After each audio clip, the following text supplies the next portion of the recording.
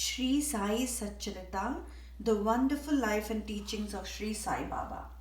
Chapter 36, Wonderful Stories of Two Goa Gentlemen, Mrs. Aurangabadkar.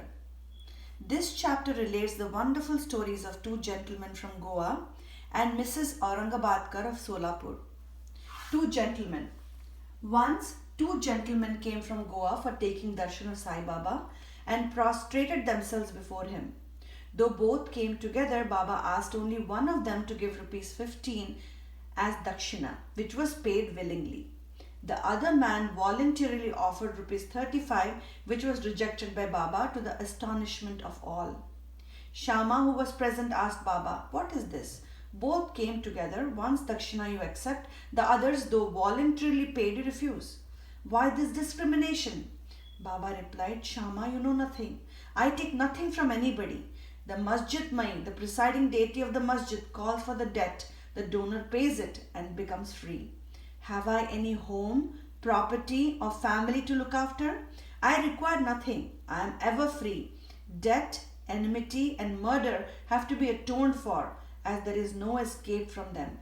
Baba then continued in his characteristic way as follows.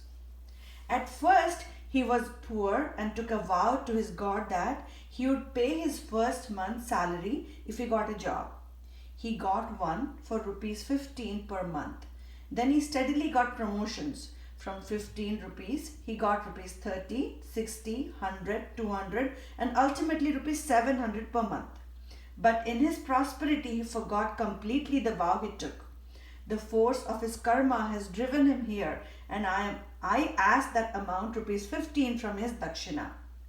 Another story. While wandering by the seaside, I came to a huge mansion and sat in its veranda. The Brahmin owner gave me a good reception and fed me sumptuously. He showed me a neat and clean place near a cupboard for sleeping. I slept there. While I was sound asleep, the man removed a laterite slab and broke the wall, crept in and scissored off all the money from my pocket. When I woke up, I found that rupees 30,000 were stolen. I was greatly distressed and sat weeping and mourning. The money was in currency notes, and I thought that the Brahmin had stolen it.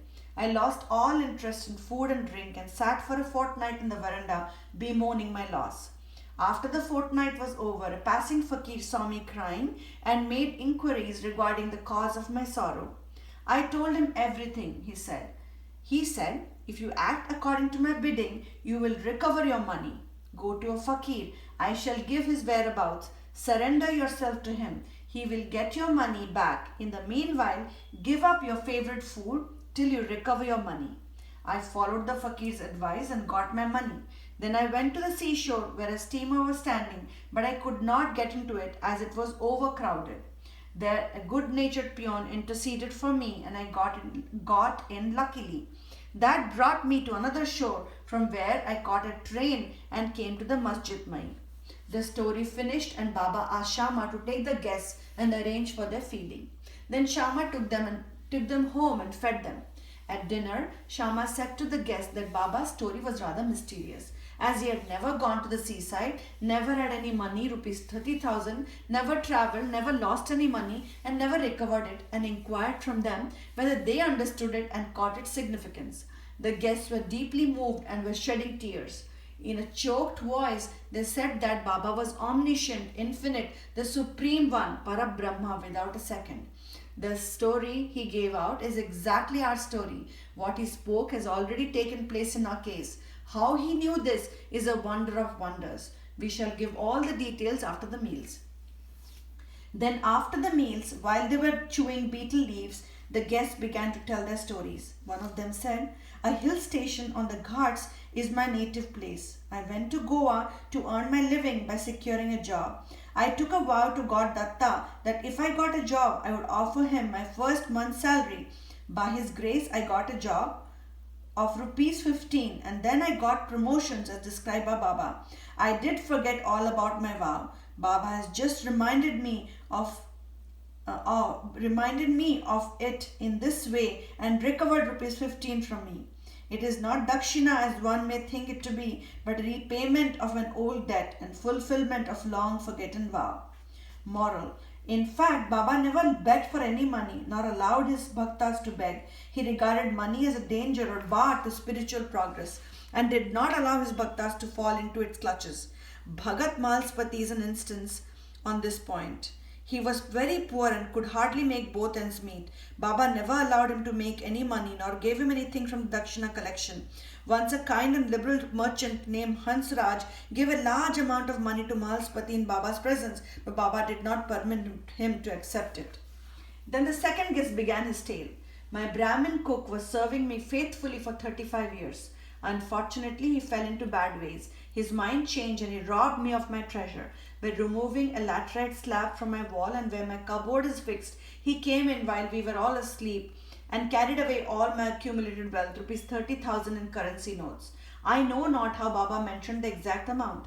I sat crying day and night. My inquiries came to nothing. I spent a fortnight in great anxiety. As I sat on the veranda, sad and dejected, a passing fakir saw my condition and inquired about its cause. And I told him all about it. He told me that an Avaliya saint by name Sai lives in Shirdi, Kopargaon Taluka. Make vow to him and give up any food that you like best and say to him mentally that I have given up eating that food till I take your darshan. Then I took the vow and gave up eating rice and said, Baba, I will eat it after recovering my property and after taking your darshan. 15 days passed after this. The Brahmin of his own accord came to me, returned my money and apologized, saying, I went mad and acted thus. I now place my head on your feet. Please forgive me.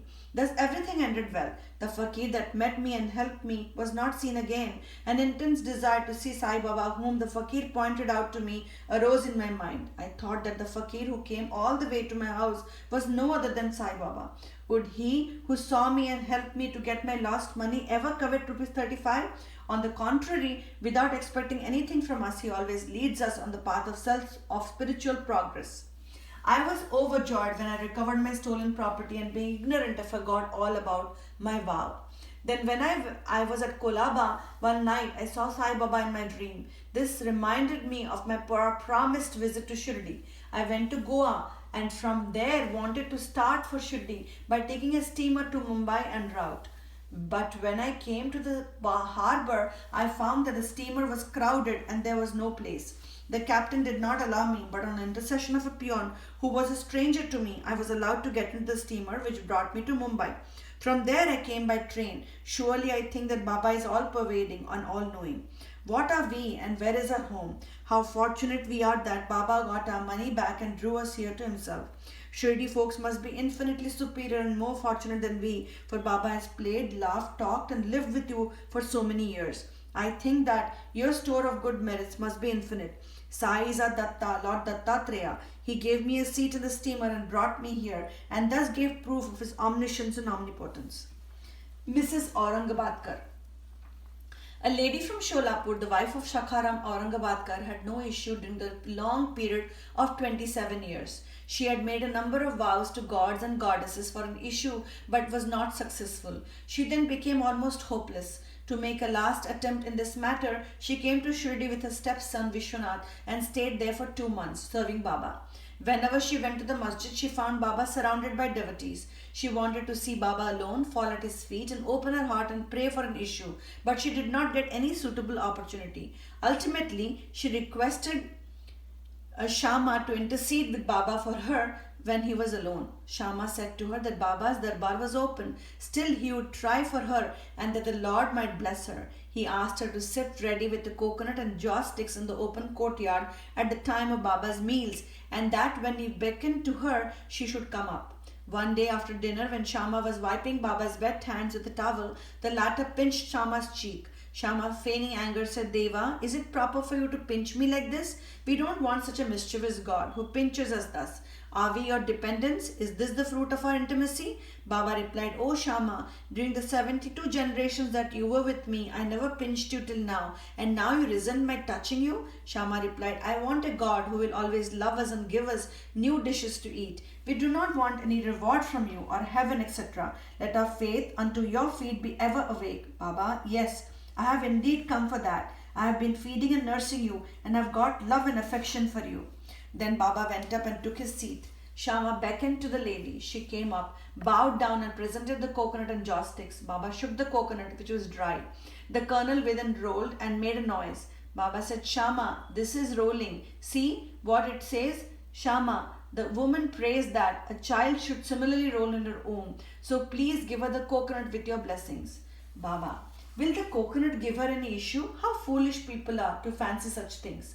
Shama, I know the power of your words and blessings. Your word will give her a series of children. You are wrangling and not giving real blessing. The parley went on for a while.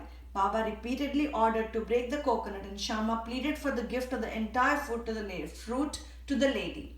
Finally, Baba yielded and said, she will have an issue. When? Asked Shama. In 12 months, was the reply. At this, the coconut was broken into two parts. One was eaten by the two, the other was given to the lady. Then Shama turned up to the lady and said, Dear lady, you are a witness to my words. If within 12 months you do not get any issue, I will break a coconut against this Deva's head and drive him out of this masjid. If I fail in this, I will not call myself Madha. You will soon realize what I say. She delivered a son in a year's time, and the son was brought to Baba in his 15th month. The couple, both husband and wife, prostrated themselves before Baba, and the grateful father, Mr. Aurangabadkar, paid a sum of rupees 500, which was spent in constructing a shed for Baba's horse, Shamakarna. Bow to Shri Sai, peace be to all.